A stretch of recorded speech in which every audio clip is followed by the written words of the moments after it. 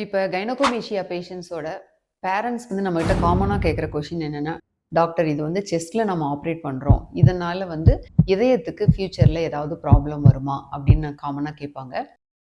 இப்ப இந்த gynecomastia surgery பார்த்தீங்கன்னா, abnormal fat and gland accumulation வந்து செஸ்ட்டுக்கு அதாவது செஸ்ட் ஸ்கின்னுக்கு கீழயே இருக்கக்கூடிய இடத்துல அக்குமுலேட் ஆயிருக்கும்.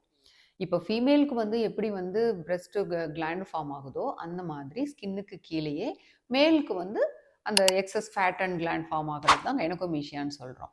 இத நம்ம ரிமூவ் பண்றதுக்கு நம்ம வந்து ஸ்கின்னுல மட்டும் ஒரு சின்ன இன்சிஷன் போட்டு அந்த ஸ்கின்னுக்கு கீழ இருக்கக்கூடிய ஃபேட் அண்ட் கிளாண்ட தான் ரிமூவ் பண்றோமே ஒழிய, இந்த சர்ஜரியில நம்ம வந்து செஸ்ட்டுக்குள்ள அதாவது இதய கூட்டுக்குள்ள நம்ம போறதில்ல. இதய கூட்டுக்குள்ள அப்படி போகணும் அப்படின்னா, அப்படி ஆக்சிடென்டலா கூட அது போகணும் அப்படின்னா, ரொம்ப கஷ்டமான விஷயம். ஏன்னு கேட்டீங்கன்னா, கைனகோமேஷியா ஸ்வெல்லிங்க்கு கீழ பார்த்தீங்கன்னா, மசில்ஸ் இருக்கும். அதுக்கப்புறம் போன்ஸ் இருக்கும். அதுக்கு உள்ள தான் வந்து ஹார்ட், லங்ஸ் எல்லாம் இருக்கும். நம்ம வந்து இந்த இத ஆப்பரேட் பண்ணும்போது, ஸ்கின்னுக்கு கீழ இருக்கக்கூடிய ஃபேட் அண்ட் கிளாண்ட தான் எடுக்கிறோமே ஒழிய, இதய கூட்டுக்குள்ள நம்மளால போகவும் முடியாது. நம்ம போறதும் இல்ல. அதனால கைனகோமேஷியா சர்ஜரி பண்றவங்களுக்கு இதயத்தில ஏதாவது ப்ராப்ளம் வரும்னு நினைக்கிறது வந்து ஒரு தவறான புரிதல். இத வந்து பேரண்ட்ஸ் நல்லா புரிஞ்சுட்டு, கைனகோமேஷியா சர்ஜரிங்கிறது ரொம்ப சேஃபான சர்ஜரி. நம்ம வந்து இதயத்துக்கெல்லாம் அதில ப்ராப்ளம் வர்றதுக்கு எந்த வாய்ப்பும் கிடையாது. Thank you.